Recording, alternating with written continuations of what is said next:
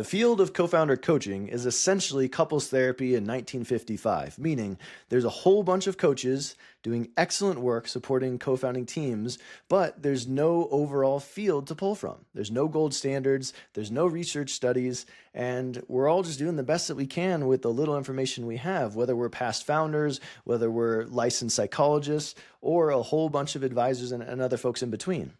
I'm here to change that. Hi, I'm Dr. Matthew Jones. I'm a licensed psychologist, and for the last 6 years, I've been supporting co-founding teams as they scale pre-seed through Series B. And my hope for today's video is for this to be an engaging part 2 where I answer some of your questions as co-founder coaches and folks supporting co-founding teams. So part 1 covered a lot of detail and was a little bit long and a little slow in my opinion. Today, I'm going to add a little bit more velocity. So my hope is that as I go through these 10 questions, starting with number 11 out of 20, you will walk away with a really clear understanding of how to handle some of these ambiguous circumstances that you're facing. Let's jump in. The first question here has to do with commitment asymmetry. The context is a common early stage structure that rarely gets examined until the damage is done is one co-founder is all in from day one while the other is transitioning. Maybe they're finishing a job, completing a contract, or waiting for the right conditions. The commitment asymmetry often reads as a values problem, but it's usually a structural one. And by the time it surfaces as conflict, there's usually some significant emotional debt attached to it, which leads us to the question: what happens to the co-founder relationship when one co-founder is working full-time and the other isn't yet? I see this all the time. I'm thinking, in fact, of a team I recently had a call with, and they were in a really tough spot because they were starting to get a lot of traction in the market and we're starting to grow relatively rapidly while one of them was still committed to a previous company. And so it was kind of moonlighting the entire venture. And part of the dynamic I saw it create in this team was, the CEO who was full-time had a bit of resentment and frustration over the, I guess more kind of COO, let's call him, because he felt like their contributions and commitment levels, what they were sacrificing were not equal. Similarly, on the flip side, the COO felt resentful and frustrated of the CEO because he didn't feel like his contributions were valued, the hardship of his life and the fact that they were in different stages of life. The COO had children and kind of a family, therefore required a little bit more financial footing and stability. And this was something that they had planned from the start, that the CEO would be full-time, the COO would start as part-time and then come in full-time. And so everything was going according to the original plan they created, but that didn't make it easy. And especially then as the dynamics of the business changed, so too did their emotions. And that led to a lot of difficulties. And so part of the work with them is helping them renegotiate what that contract looks like. And especially whenever you have things like equity tied into this, it can get complicated and feel quite uncomfortable. So then as a co-founder coach, what do you do? Well, again, this is one of those things that I encourage you to think about this as: what unspoken agreements did the two of them have whenever they started the company? And might some of those unconscious expectations need to be revisited? So part of what I often see, and this for anyone who's interested in really nerding out and going down some weird psychoanalytic rabbit hole, this comes from Dick's 1967. And part of what Dick talks about is the way that we have these unspoken agreements that kind of get us into like both close relationships, but it creates a lot of these problematic layers. In particular, what I would be thinking about is, how can I make those unspoken expectations clear and more explicit? So not necessarily going back and saying, what were your expectations day one, although that could be a great intervention, but also right now, what are your hopes? What are your expectations from a time level, from a commitment level, from what you're delivering, workflow, communication, trying to get them more explicit with one another can be a helpful starting point, because often there's a lot of assumptions. And so what you're really wanting to help them do are examine those pre-existing assumptions that they didn't need to examine before. And by having them state more of the emotional need and kind of how they're being impacted, how the business is being impacted by this asymmetry, that's a really helpful starting point. Now, the thing that can be challenging is when there are those external circumstances, different life stages, and sometimes this commitment asymmetry can also just be temporary, a disability, maternity leave, like life happens. And so the way that I think about the health of a co-founding partnership is not in having a rigid agreement that never changes, but a relational dynamic with fluidity and flexibility that can adapt to changing circumstances. So when I approach working with teams that have these kind of commitment issues, I do want to normalize, like sometimes we change the equity amount, right? We at some points, it might make sense for one person to have more equity than the other because it's reflective of the different levels of commitment. And similarly, I would hope that if and when that changes, we can renegotiate, we can have that conversation again, we can make changes. So as opposed to needing to maintain the same agreement, as people evolve, so too do the relational contracts. So that's how I start to think about commitment asymmetry, is really making a lot of this more explicit.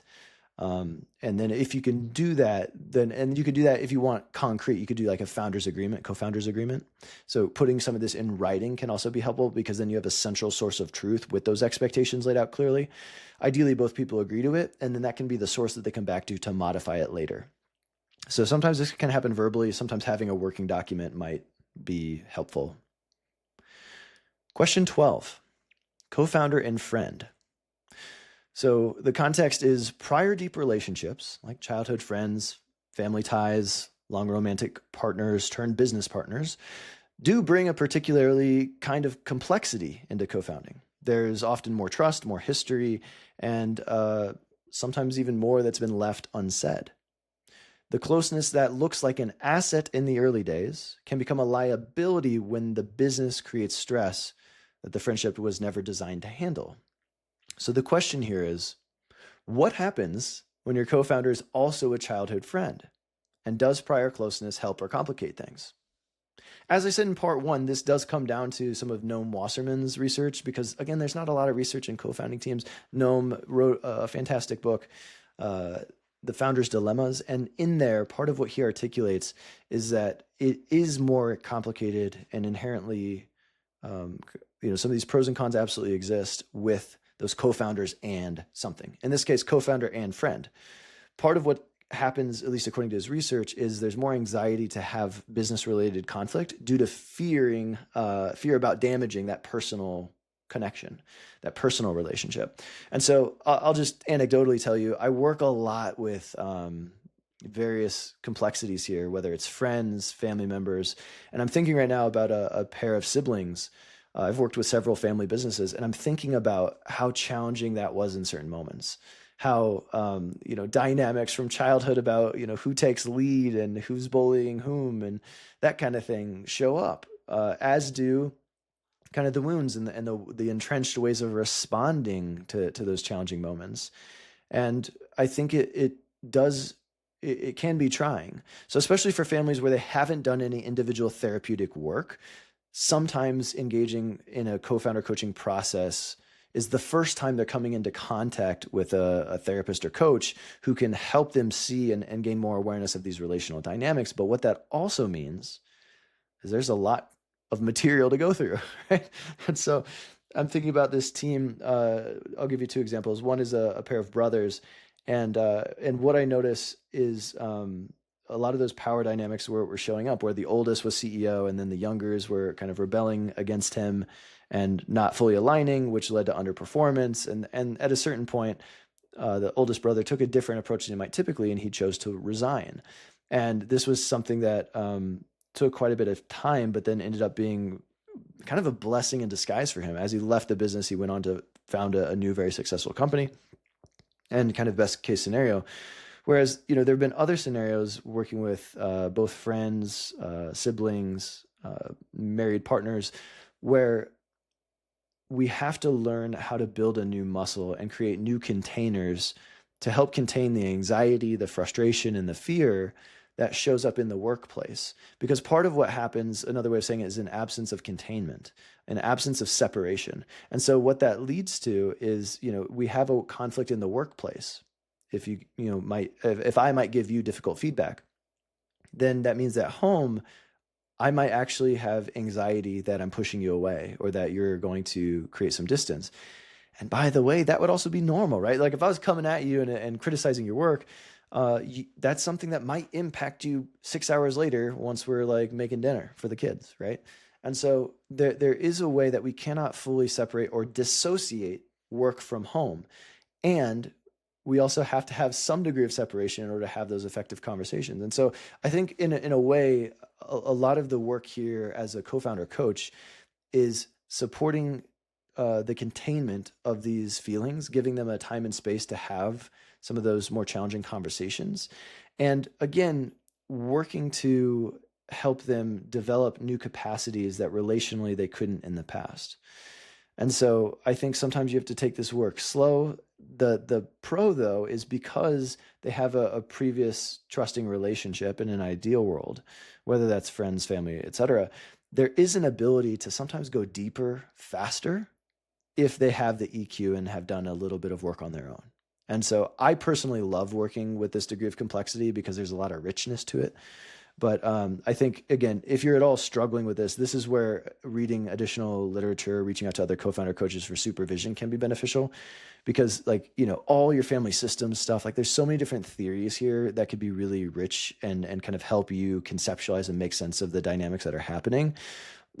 I would just encourage you to continue exploring things. I think that can bring up a great footing. So all that to say, yes, it complicates things, and that can also be beneficial, both for the business and for the people involved, if it's handled properly. Question 13, lack of trust. So one of the most practically urgent questions in co-founder work is, what do you do when one partner has privately lost confidence in the other's leadership capacity? Yeah, and this sits at the stage of many co-founder, like coaching scope for many practitioners. And naming it almost always changes the relationship, whether the conversation goes well or not.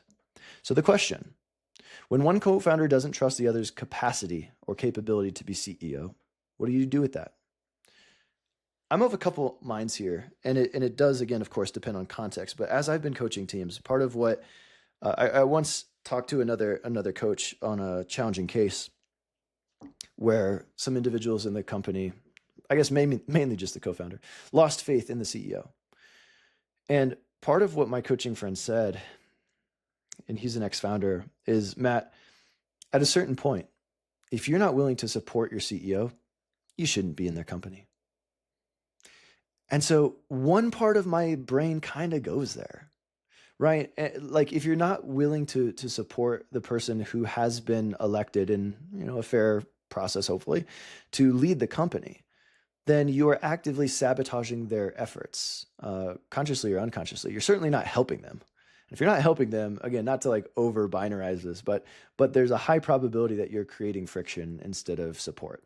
And if that's the case, then you're not only doing yourself a disservice, you're doing a disservice to them and to the company as a whole. So your missions, your underlying values aren't necessarily aligned. And so that can be kind of fundamentally problematic if you're not able to at least support and respect them. Now, on the other hand, I think part of what's exceptionally important is creating the relational space so that these concerns can be raised and ideally heard and understood on both sides. So I'm thinking about a case I'm working with right now, which is a little bit on the bell curve, even more extreme, where two people are trying to debate about who should be CEO.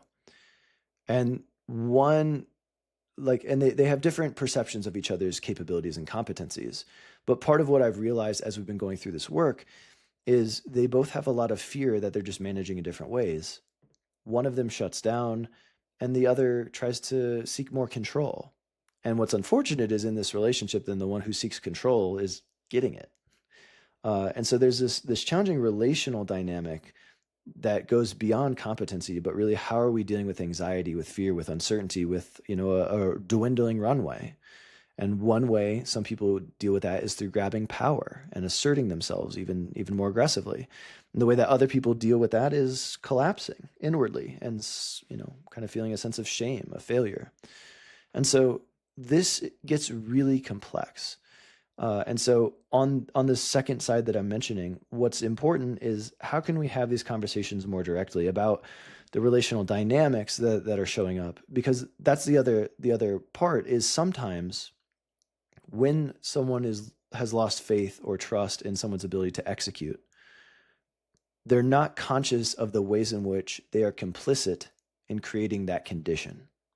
They're not aware of the fact that their criticism of this person is making it harder for them to do their job, as an example. And part of the way I view our job as co-founder coaches is to help them see this relational dance, to help them see this, like these cycles of contribution that are contributing to the problem. And so my hope would be to point that out, right? Like another example, I was on a call and one person started a whole presentation showing data and slides, and he was asking very pointed yes or no questions to the other co-founder. And I was like, look, man, like you're trying to create a situation to build shared reality because it feels like you guys are operating on different planes. And you also are aware that you're perceived by your co-founder as being controlling. And the way that you are going about this is reinforcing this very perspective that you find so hurtful. And so I think that's part of what I think about whenever I think about working with co-founders in this scenario is showing them how their behavior is contributing to the operational issue.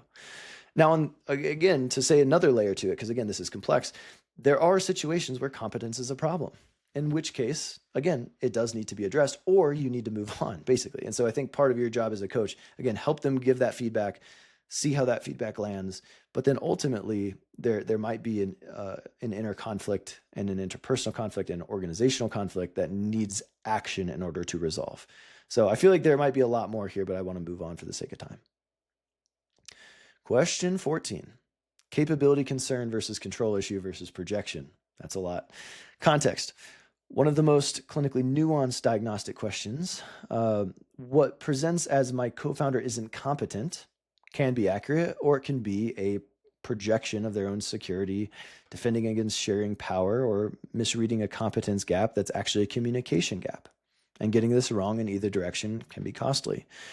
So the question is, how do you distinguish a legitimate capability concern from a control issue or a projection?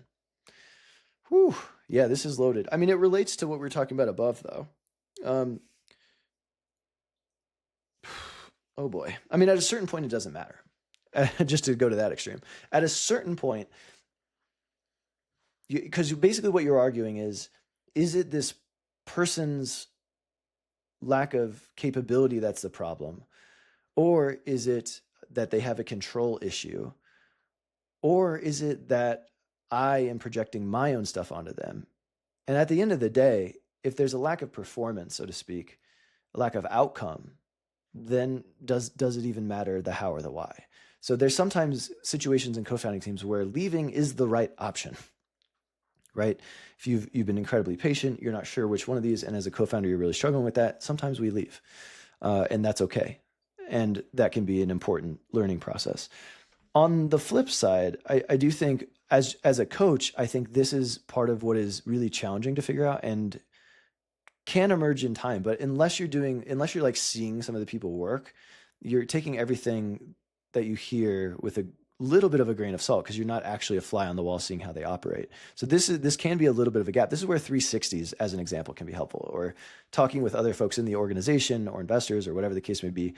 At times can be beneficial because you only see such a small sliver of how they're operating that I think that verification can be helpful as a coach, because then you know if it's a competency gap, then you might encourage them to find a more operationally oriented coach or mentor or whatever the case may be.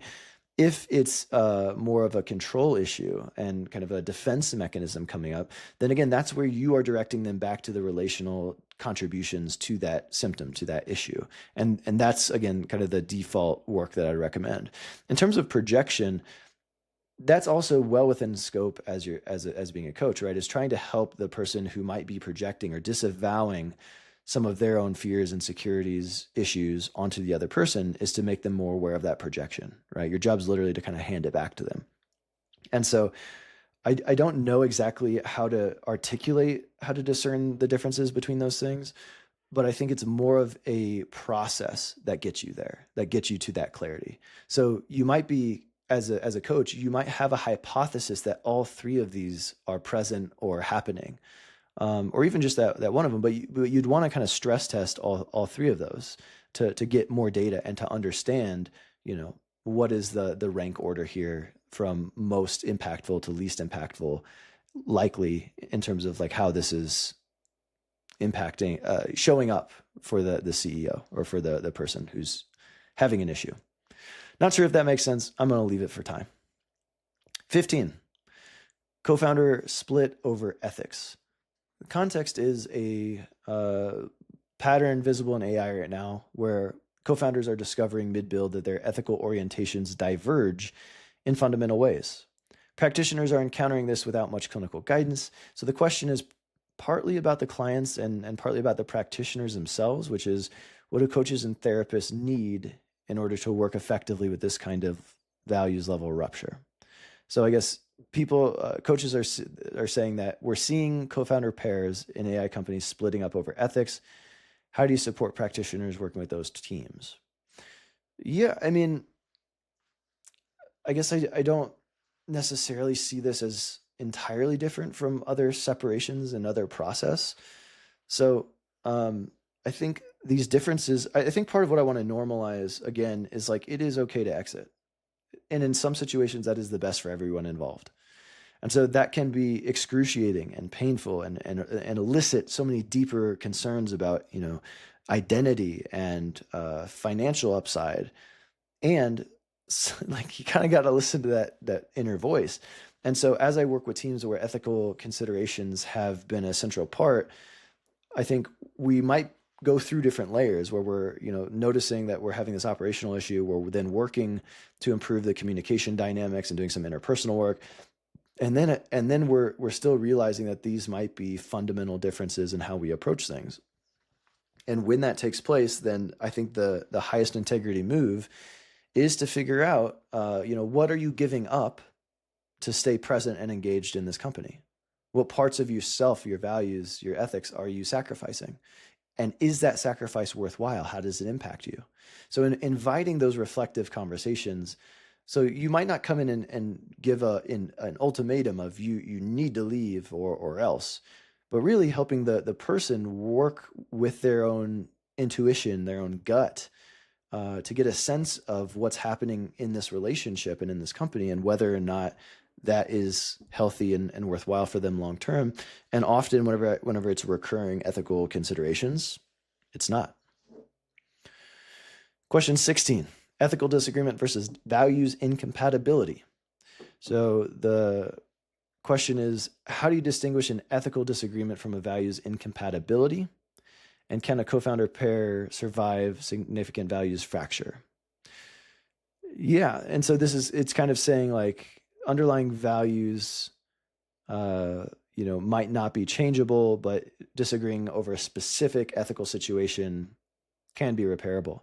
Yeah, I mean, and again, what we're talking about is how much, like, can you repair? I'm thinking about a team I worked with right now a few years ago. There was a significant ethical issue. That was the main topic, but actually there were some personality dynamics under the surface that were absolutely influencing some of the behavior.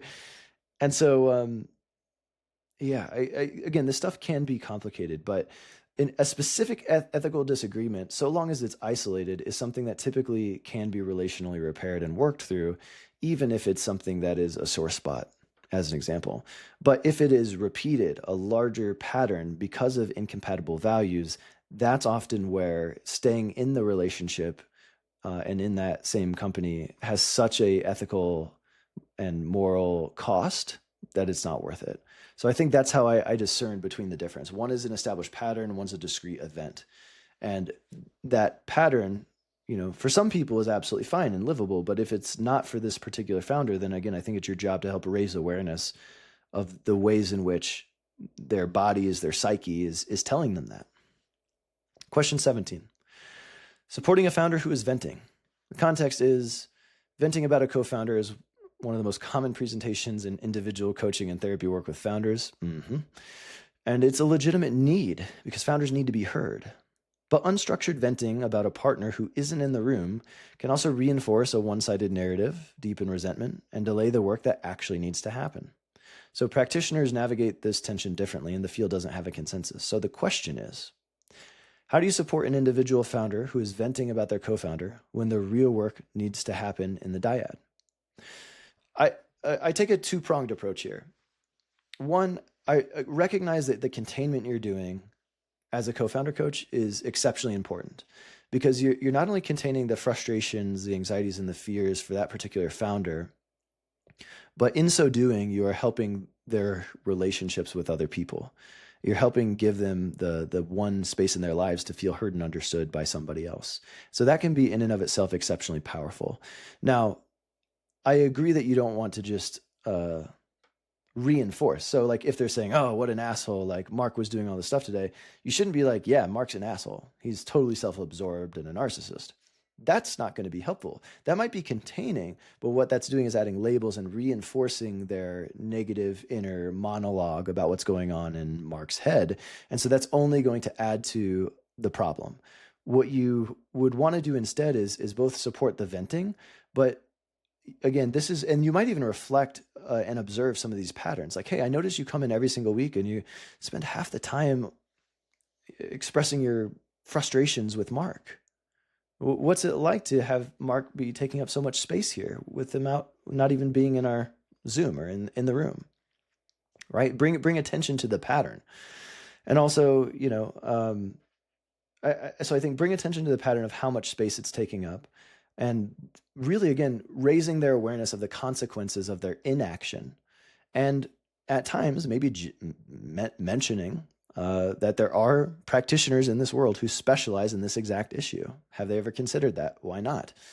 And why not now? Why in 6 months? And what might the impact be? Like helping them think through all those pieces can help raise their awareness. And I think that can be beneficial. 18, self-awareness or EQ gap, right on cue. So self-awareness asymmetry is one of the more powerful and painful, the word is actually painful, structural dynamics in a co-founder pair, and one that's difficult to address directly without creating shame or defensiveness. The partner with greater self-awareness often presents as the one with the problem because they feel everything, carry the emotional weight, and keep trying to have conversations that go nowhere. Okay, so the question is, when there's a significant gap in self-awareness or emotional intelligence between the two co-founders, what's the intervention? I mean, look, it's complicated. One is to add to the person with high EQ's plate. Truthfully, I believe fundamentally they have more responsibility or a greater responsibility because of that awareness. So more responsibility does not mean taking on blame, shame, or that kind of a thing. We still need healthy and adaptive boundaries and healthy functioning defenses. But I think if you have more awareness than your partner, you are the one who needs to be more strategic and ideally regulated and provide slightly more containment prior to stating your own emotional needs or frustrations.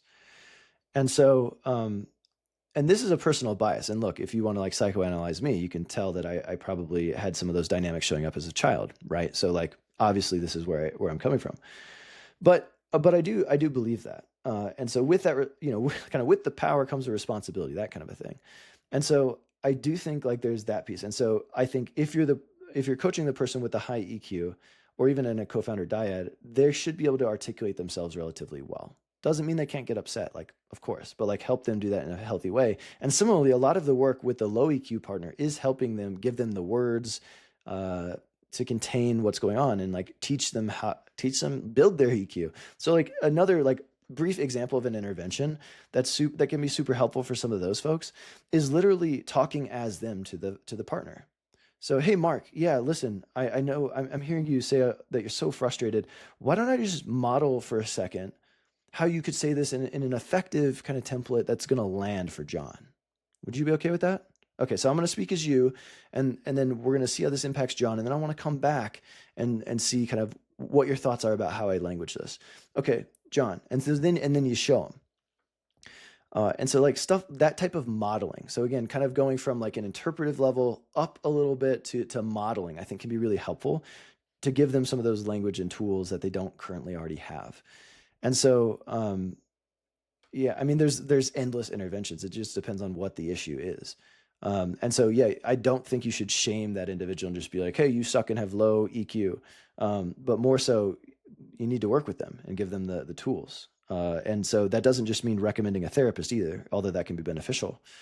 So I'm going to pause there for now because I'm running low on time. Question 19, personal versus operational trust. What's the difference between personal trust and operational trust in a co-founder relationship? And does that distinction change how you work with a pair? Love this question. Wish I had more time. So the difference is personal trust is I trust that you have my back. Operational trust is I trust your professional competence. I trust that you can get the job done well. Does that distinction change how you work with the pair? Like, absolutely. In a sense, operational trust can be slightly more straightforward on the surface of just like execute better and have more visibility, you know, kind of meet some of those other emotional needs in the business context. But whereas personal trust sometimes can be a little trickier. But these do co-occur, and there's always complexities underneath. So it's those complexities underneath that I would draw even more attention to, which is, you know, is it possible that I have operational trust in you, but I have trouble with your character, and you have personality issues, so to speak, that I don't like? That can be challenging. Or what if I really love you as a person, but my goodness, like you can't execute, and that's a problem. And so again, you're just helping them have those conversations more directly. Last one. Individual coaching in didactic work or dyadic work. Is there a moment when individual coaching and kind of team coaching needs to happen simultaneously, and how do you coordinate? Yeah, 100%. And so to me, this is one, it's a nice to have always. It's always nice if each person has their own individual coach or individual therapist. That's just a nice to have. It can be more of a need to have if, you know, shit's hitting the fan and they're well-funded and have the resources. So I think that can absolutely happen. And especially referring out for individual therapy, I'm, as a co-founder coach, can be beneficial. On the flip side, if you're an individual therapist or an individual coach, referring out for this main relationship chunk, especially if it's an entrenched pattern that you're seeing over and over again, if they're psychologically open to it, well, why not? Like, you're just they're going to help them make progress even faster. And I think that as a co-founder coach or a coach in general is part of why we're here. So I would encourage you to lean into referrals. And then in terms of coordination, you know, sometimes that involves signing a release of information or whatever the case may be, or talking, you know, with the client to ensure that they're okay with that. And then, yeah, I mean, I have not had any sort of issues with this because typically we do have different focuses, but you can always clarify that with the individual coach. So with all that being said, these are just my opinion. I hope these opinions were insightful. If you have a different way of approaching this, please let me know in the comments or reach out directly. Would love to hear from you. And you know, if any of this was interesting, please grab the book, The Co-Founder Effect. There's a lot more information in there, and would love it if you could subscribe so I can have more than 2 subscribers. Until next time, cheers.